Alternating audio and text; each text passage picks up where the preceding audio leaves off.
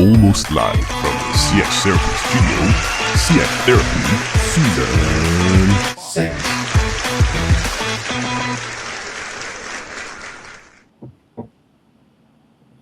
Good morning, Max. Welcome, everyone, for yet another episode of the CX Therapy. Max, how are you doing today?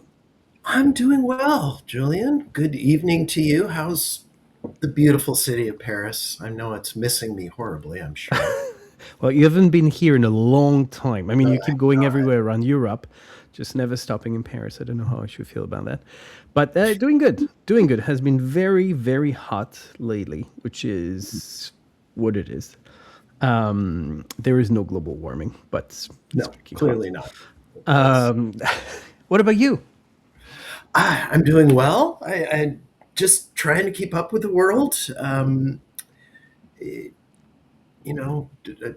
Traveling a lot, which I enjoy, and I'm actually in a job where I have moments where I travel too much, which I didn't think was possible until past year or so. So it's great. I'm enjoying it a lot. You know the good thing about traveling, right? The great thing about traveling for you is you end up in hotel rooms that already have cable TV without the need to set up anything. So true. Exactly. Yes. And who knows, that may come up if we have any mail. Okay. Well, I think we should just check. Now it's time to open this week's mailbag.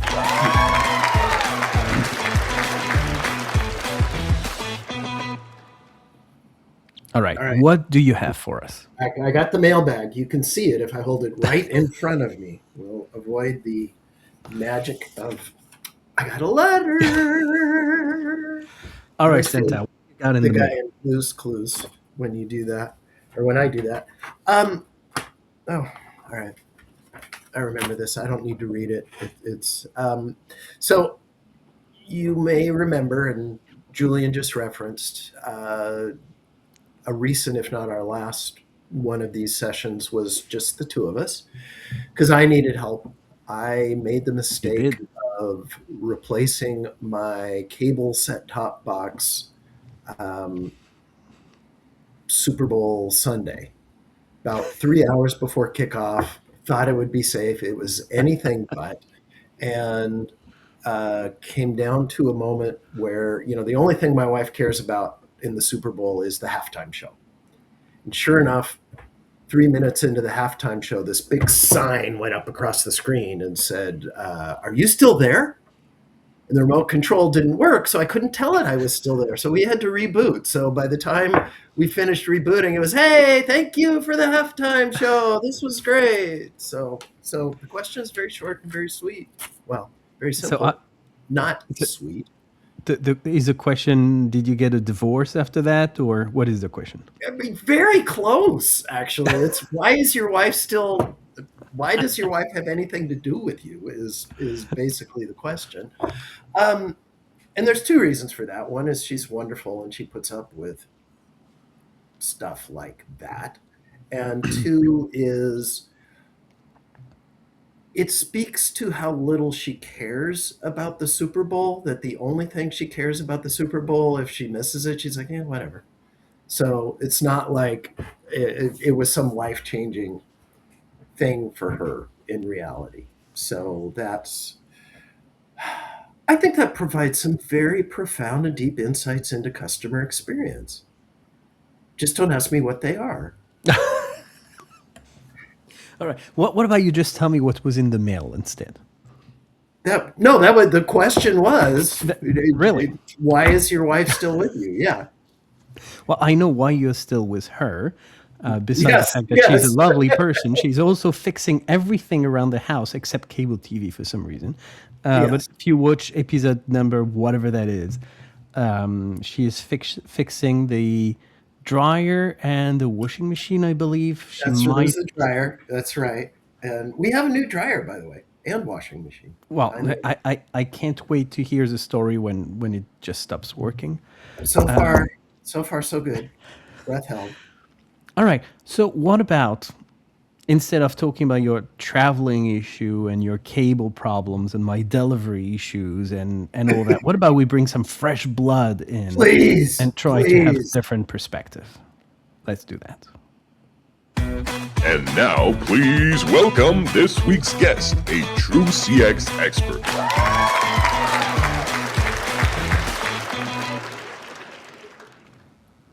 All right. Welcome. Welcome, Justin. How are you doing today? We're so happy to have you with the beach and everything. Julien, Max, it's great to be with the two of you. Thanks for having me. Well, thank you for joining. It has been a hassle on our end trying to schedule everything. It's always difficult to have people in different time zones working together, so we're really thrilled to have you here. And it's good you have the nice beach weather and everything, because Max has a few tough questions for you, so hope you're enjoying the seat and everything. Ooh, this is good. I shipped in some sand right at my toes, so I've got my toes buried in the sand, and I'll zen through whatever you want to throw my way. All right, nice, and you can dig them really hard. All right. Tell me about Metric Sherpa. Ooh, Metric Sherpa. Metric Sherpa was kind of born out of my own tension that I was feeling at a couple different points in my career. Having been an operator of CX teams, having been a consultant, and then having worked on the technology side, I always felt like I was looking to a third party to help me navigate some problems, but depending on like how I wanted to piece it all together, I was having to go to a bunch of different places. And Metric Sherpa was the thing that I wish I had access to. I would say in all three of those roles, whether it was running CX teams, working with CX teams, or building CX technology. And the way I think about Metric Sherpa is really this idea of an insight lab. And if I were to mash up a Venn diagram, that means three things. It means that we spend a lot of time being curious about what's happening inside of customer and employee experiences. And sometimes that's research based. Sometimes it's just sitting down for people over a cup of coffee to find out what their reality is. So that's part one of the Venn diagram. I think you can be really smart, but you need to also be helpful. And having grown up through learning and development, it's been really important that we take that stuff we're learning through being curious and building tools and resources and stuff that people can actually act on, right? Helps them get to a so what. But Max and Julien, the thing I've realized is you can be smart and you can be helpful, but getting people to pay attention is a whole other beast.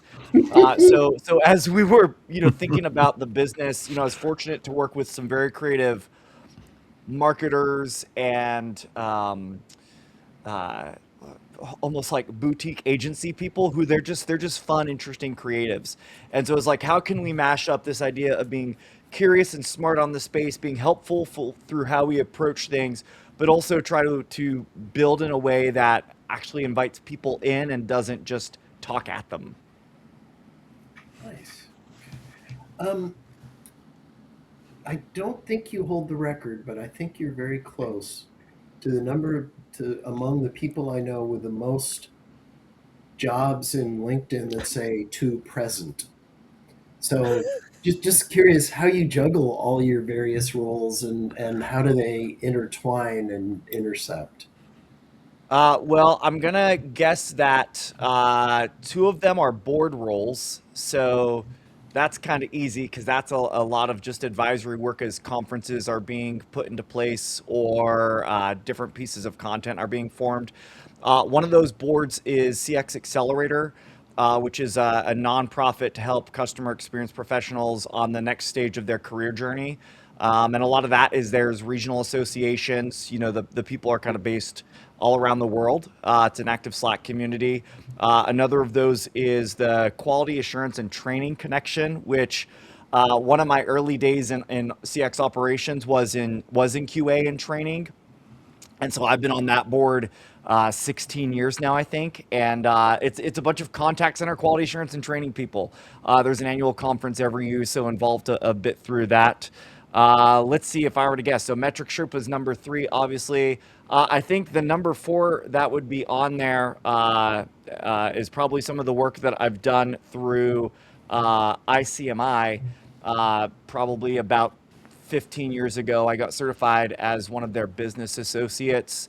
Over the years, I've developed courses for them. I've delivered training on their behalf.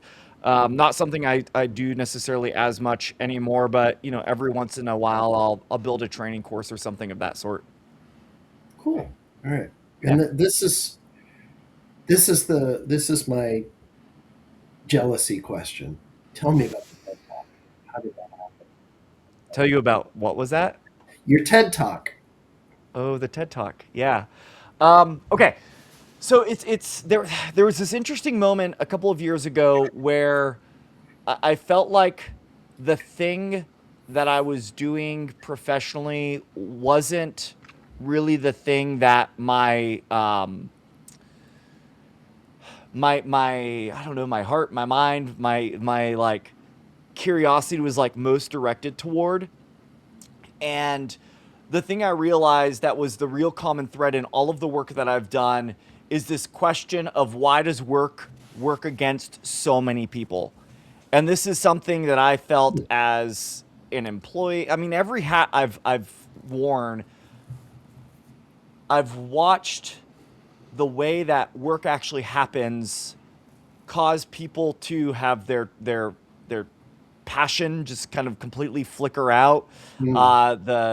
The purpose that brings them to something, I watch it eat away at it. And these are people who are highly engaged, highly motivated, but something about this contrast between what businesses promise and what they actually practice tears people down. And when I realized that this is something I was seeing, I started kind of studying it on the side. It was nothing. It was never anything that was, kind of a commercial pursuit of mine.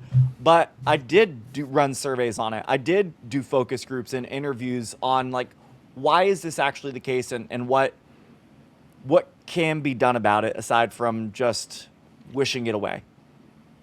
So that kind of body of work, once I spent time digesting it all, turned into a book that I ended up releasing in March. So I guess that's 3 months ago now.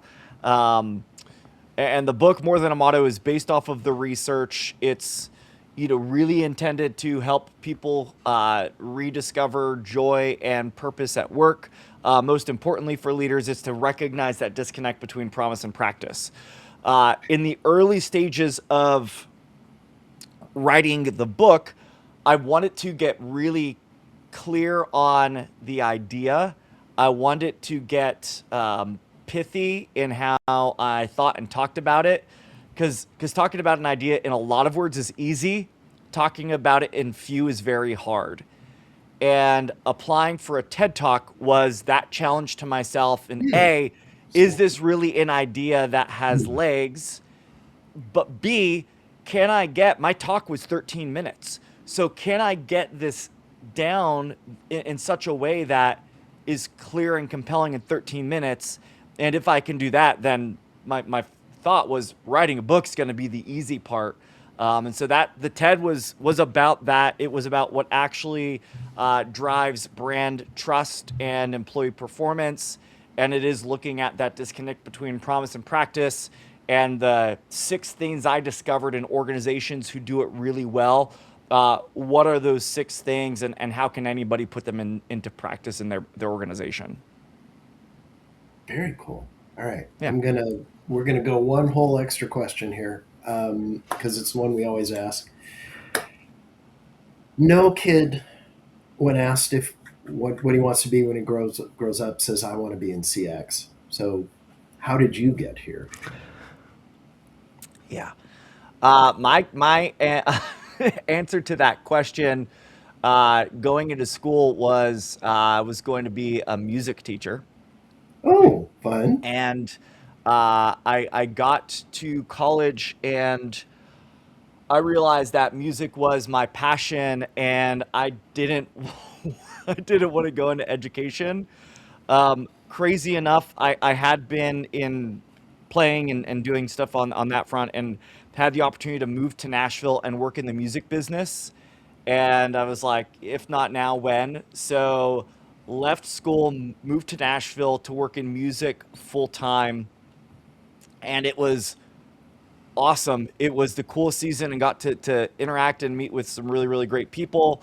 But my wife and I we ended up getting married while we were down there. We were 14 hours away from family, and we were we can't do this. So we decided to move back to Pennsylvania.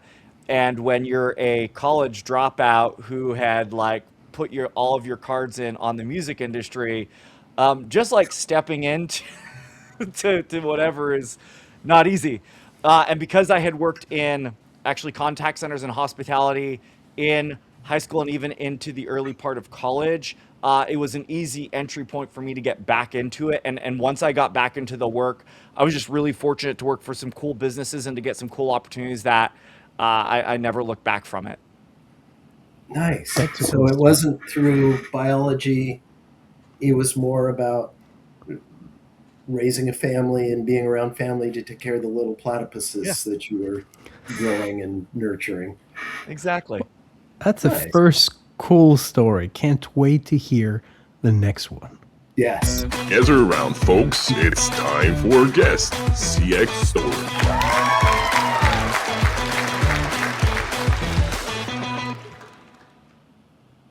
All right. I think everyone is now dying to hear what actually happened to you, Justin. So make yourself comfortable in the therapy couch and just tell us, what is it that had just happened to you?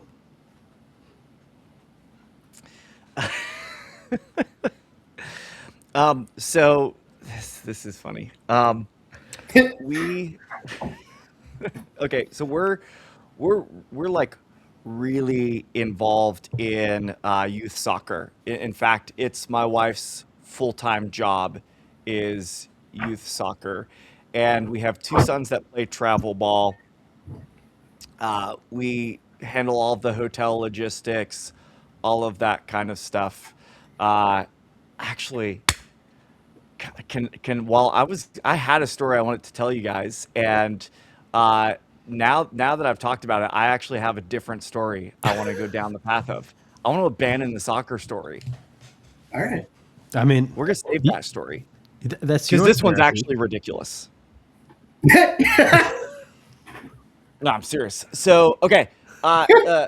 So like Max, I travel a lot, and a couple of weeks ago, I was doing an event in Dallas, Texas. One of the things we were going to be filming a lot of video there. So I had a videographer that was flying in. I think he was in Seattle, so he was flying in from Seattle to Dallas, staying at the hotel, and then of course I was flying in from North Carolina to Dallas. Now, I have never met this guy in person. We had some calls. My normal videographer, his wife had just had a baby. So this videographer and we didn't actually know each other in any kind of personal sense. I knew his work. My team vetted him, but we didn't know each other. This is important.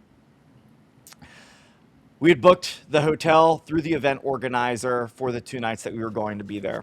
I landed in Dallas, Texas at 11:30 that night. Turn on my phone as we all do when the plane lands. And within 5 minutes, two things happened. One, I get a slew of text messages from this videographer. Hey, got on the ground. Hotel says that confirmation number you gave me isn't for me. Mind you, the number I had was for him. Hey, that confirmation wasn't for me. They're saying they're sold out. I don't have a room. In the meantime, I'm like looking through my email. I was like, I'm going to forward you this thing. You definitely have a room. Here's your confirmation, whatever. I'm doing all this. My phone rings. Hi, Mr. Robbins. This is so-and-so, front desk manager at this hotel. We've got this gentleman here who says he has a room. We don't. We have your room. I just want to confirm that you're good with us giving a key for him to stay in your room tonight. It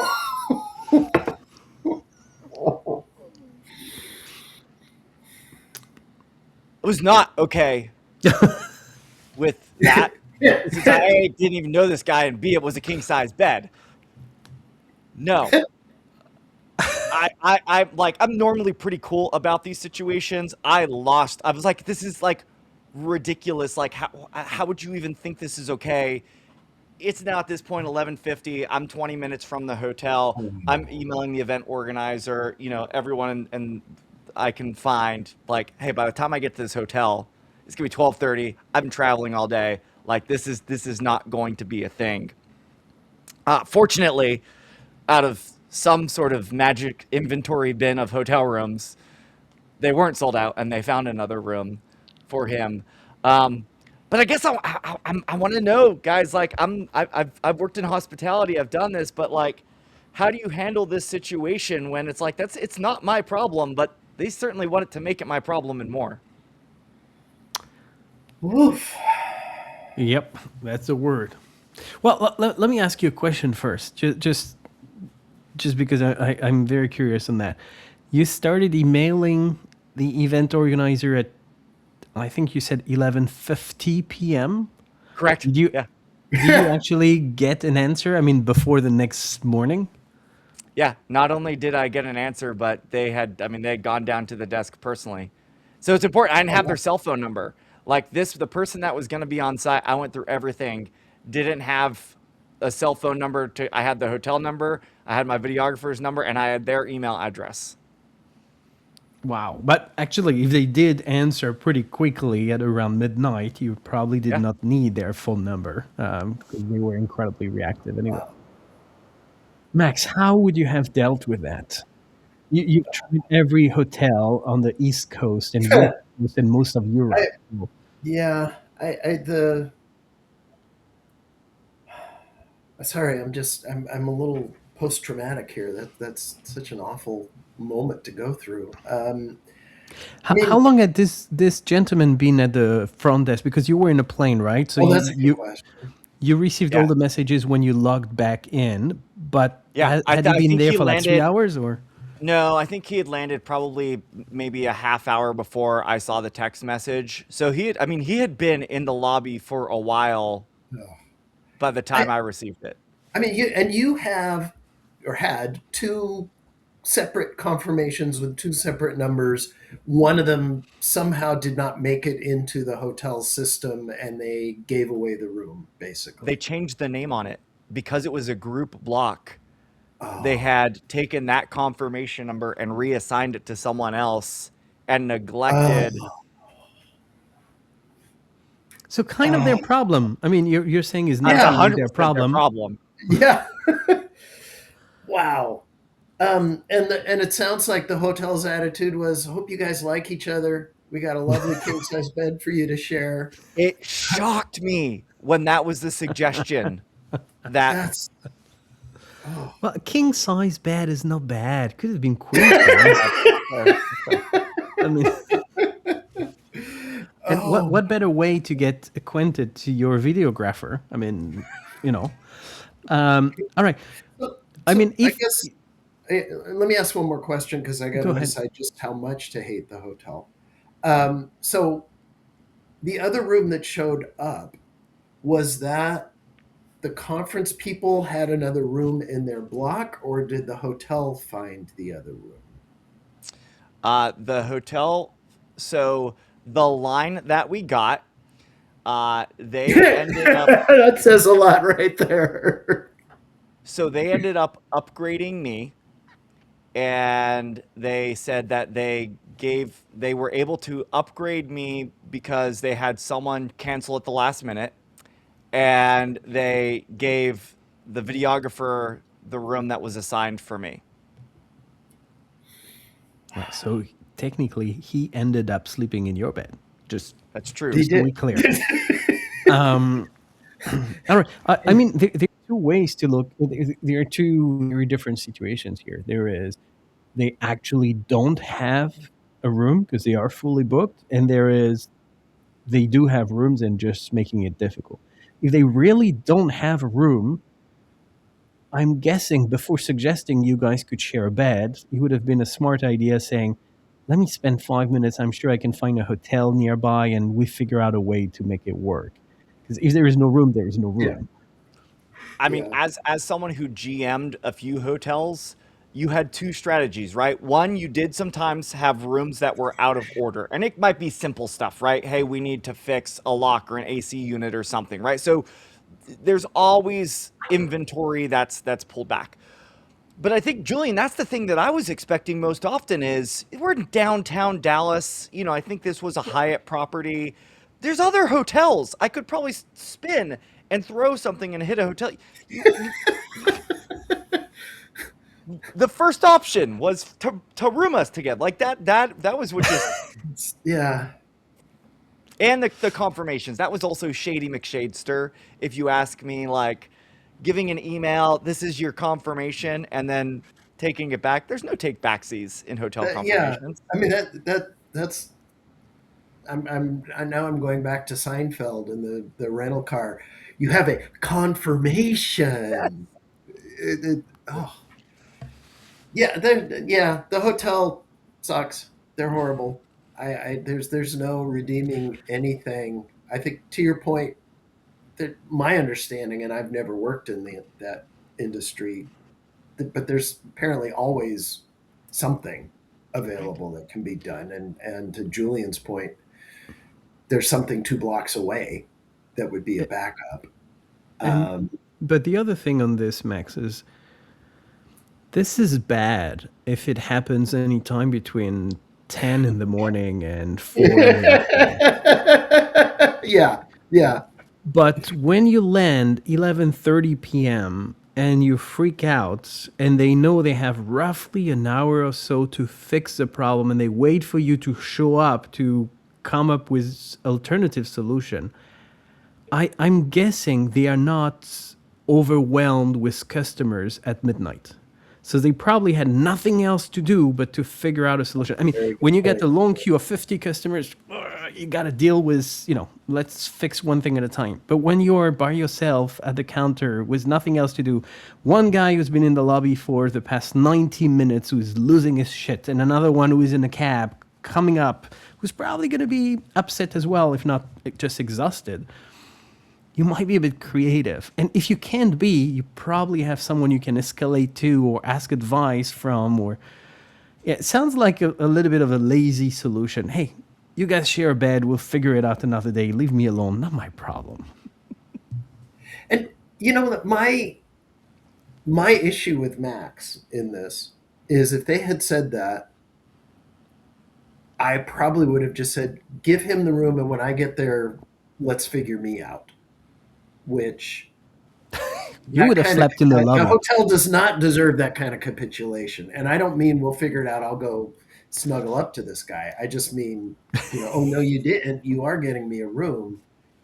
But I would put off the argument until I was there to get into their face. But I that's the wrong approach, because that gives them another half hour to do nothing and maybe give that room away, and then I'm really toast. You would have been. I think you would have slept in the lobby, Max. Yeah. They have some couches, I bet. There were some nice looking couches in the lobby. I think blanket and a pillow. There was a security guard. You would have been fine. Let's take one step forward. The first experience was terrible. They sent the wrong email. They took their confirmation away. They reached out to you with a stupid suggestion, could not fix anything in the next 45 minutes. You arrived, they still didn't have a solution. All of that, wrong. But in the end, they did find a solution coming out of nowhere, because honestly, I doubt anyone canceled at midnight 30. Probably had canceled a while ago, but let's assume that's really what happened.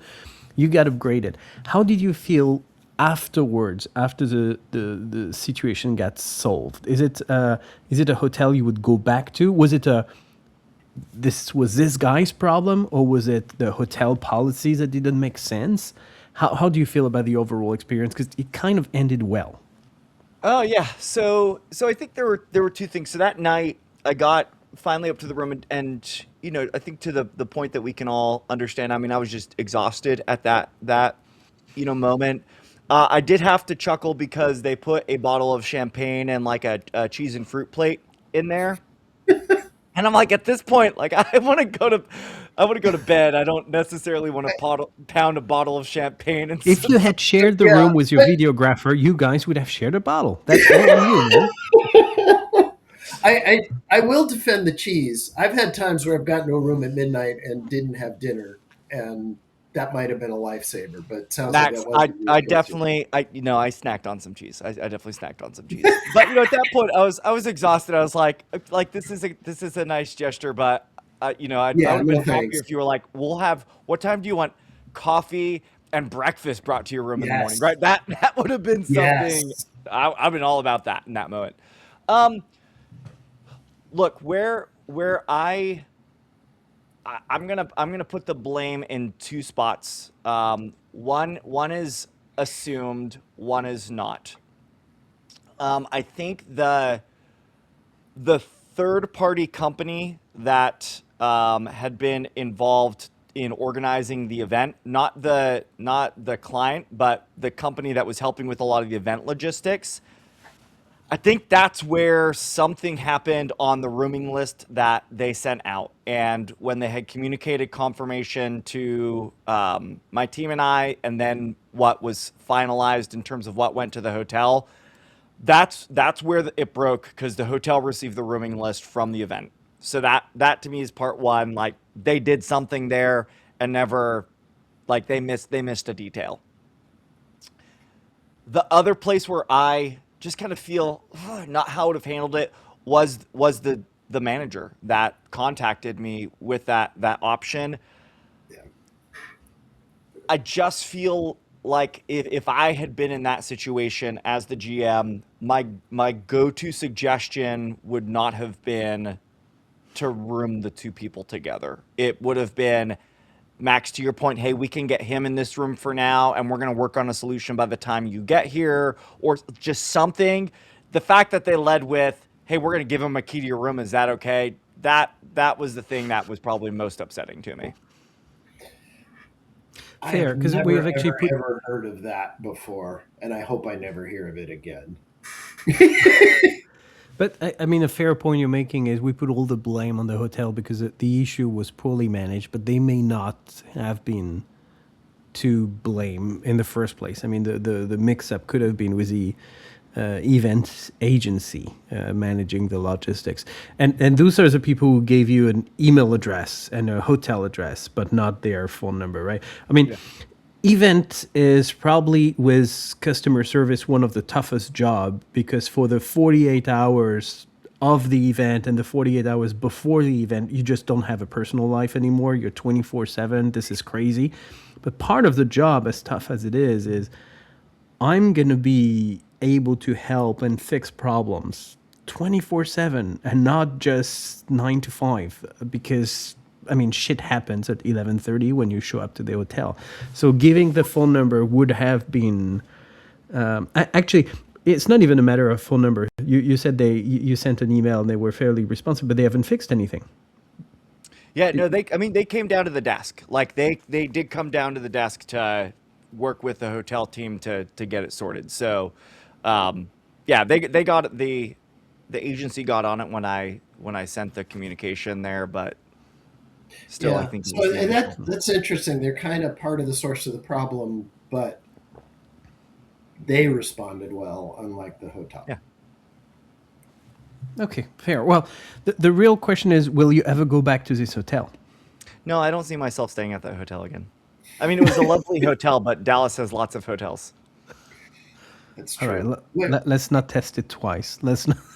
Who am I going to sleep with tonight? Let me try this hotel. Let's figure it out. All right. Well, do you feel any better? Because the whole point of therapy is for you to feel somehow better. I feel better.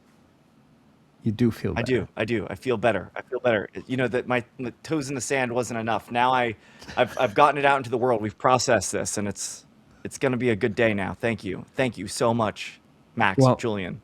if you do feel better, all I can tell you to do now, Justin, is enjoy the champagne, have some cheese, ham, whatever that is that's your spouse left in the room for you. Enjoy it. And if you happen to have another terrible story, because it sounds like you kind of shifted last minute to a different story, but you have other stuff to share. That's why therapy is such a lucrative business, because you always have more to share. That's right. Yeah. Also, hotel. Something about Yes. hotel experiences have not been great as of late. I think, I wrote Customer Experience Unearthed. What was it now? 4 years ago, Max? Time flies. I No think way. that was How long ago? It was 3 years think that ago? was 2026. That was 4 years ago. That was 2022, I believe.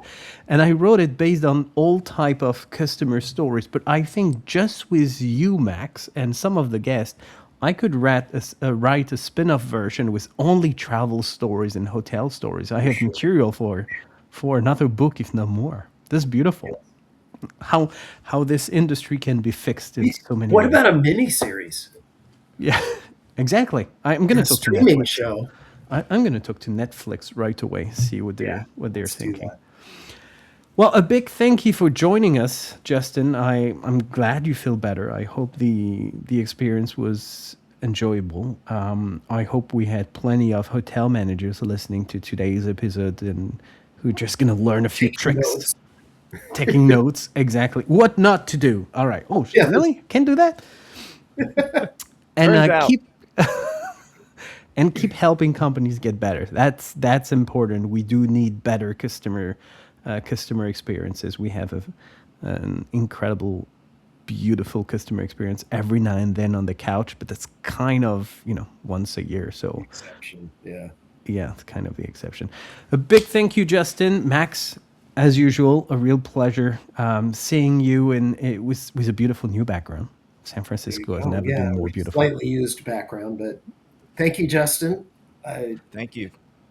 appreciate the story. I was going to say I loved it, but it was kind of a hateful story, so not the right adjective. And Julien, as always, a treat. Well, thank you everyone for watching, and see you again very soon for yet another episode of the CX Therapy.